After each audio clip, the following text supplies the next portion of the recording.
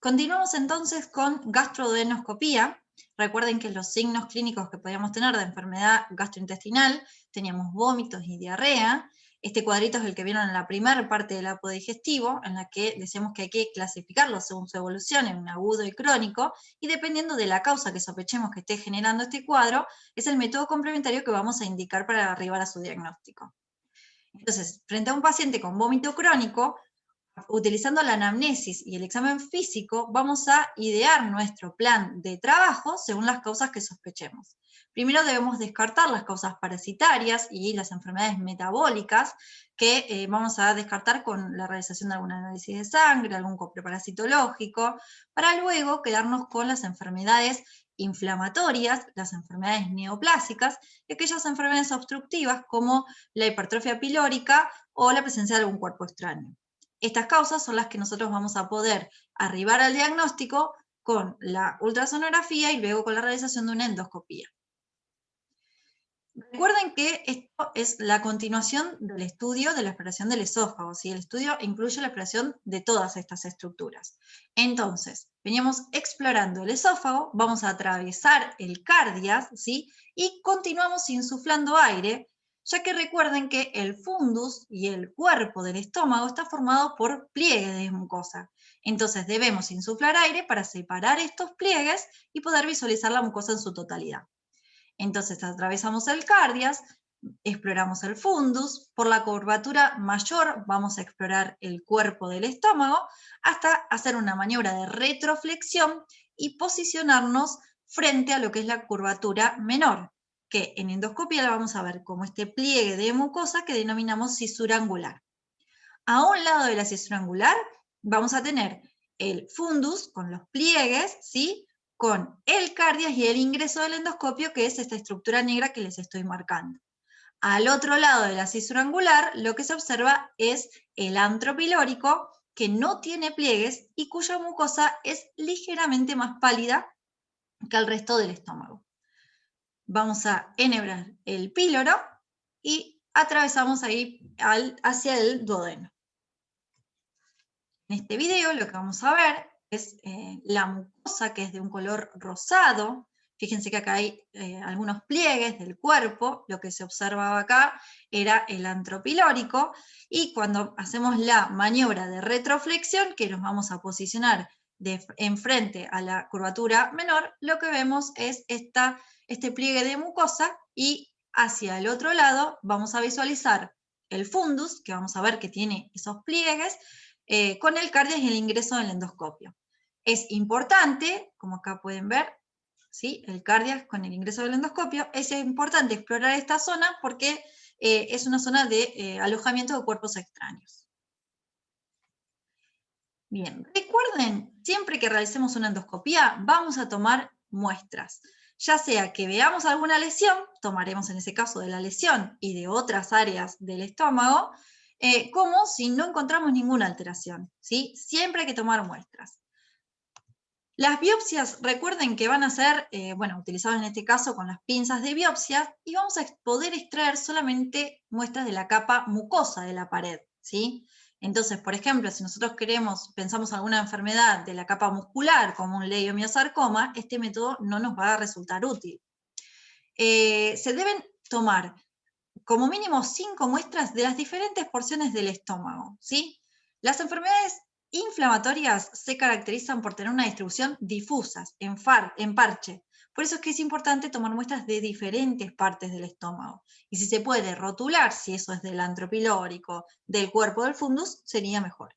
Estas muestras las vamos a enviar a histopatología en fórmula al 10%.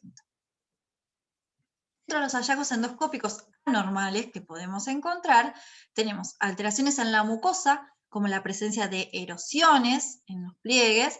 Podemos ver también la mucosa eritematosa, podemos ver úlceras gástricas, podemos visualizar estigma de sangrado, que son estas lesiones que se observan, que es ya cuando hay una sangre digerida, es una lesión bastante crónica.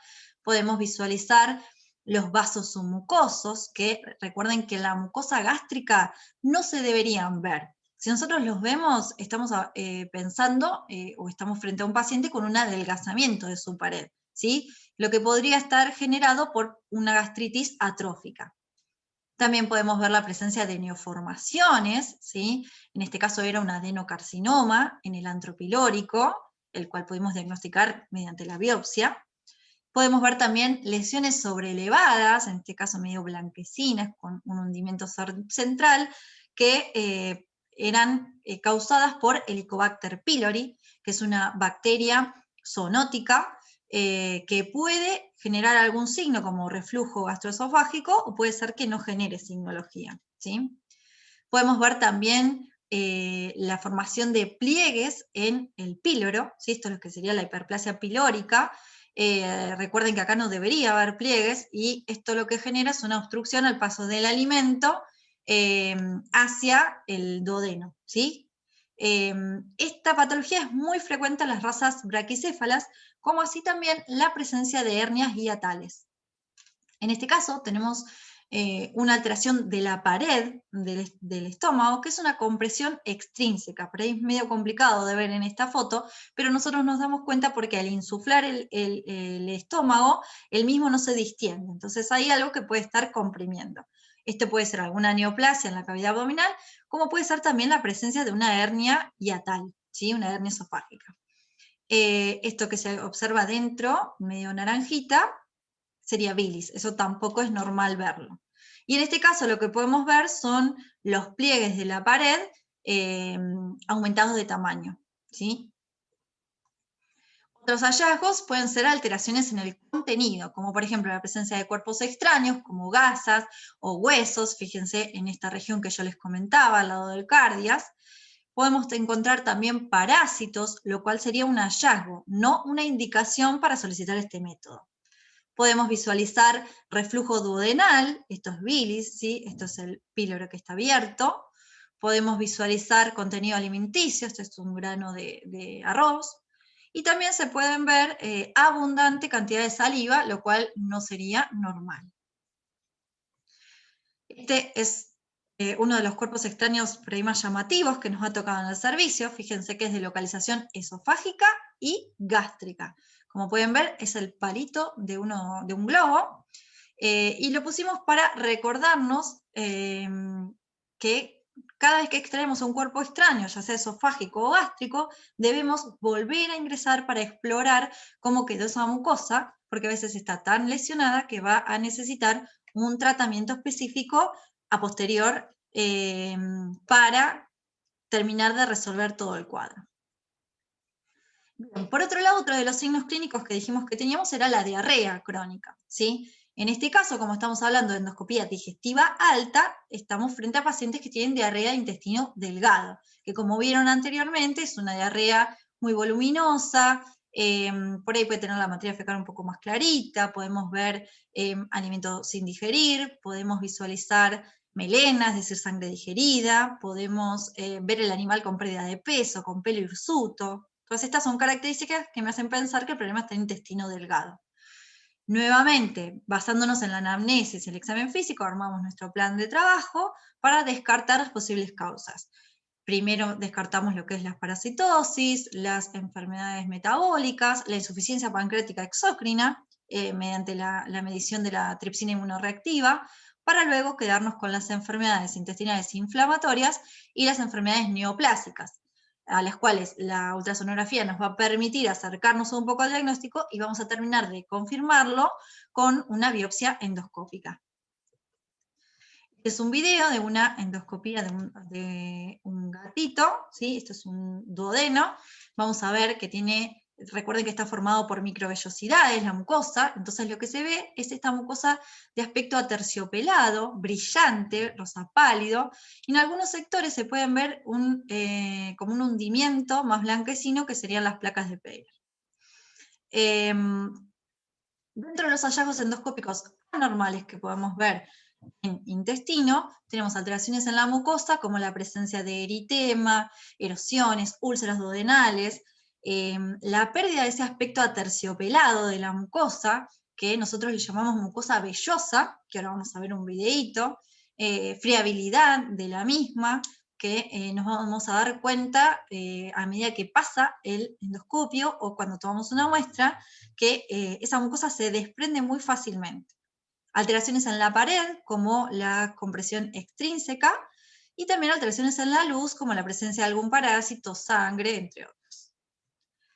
En este videito lo que podemos ver es el estómago con bastante abundante saliva en su interior, reflujo duodenal, ¿sí? Eso es el píloro abierto, ven acá la bilis, y cuando ingresamos al duodeno vemos esta mucosa que denominamos vellosa, que está muy erosionada, muy irregular, con pérdida de ese brillo que tenía, con abundante cantidad de bilis, y a medida que íbamos explorando, esa mucosa se notaba que estaba muy friable, ¿sí? Se desprendía.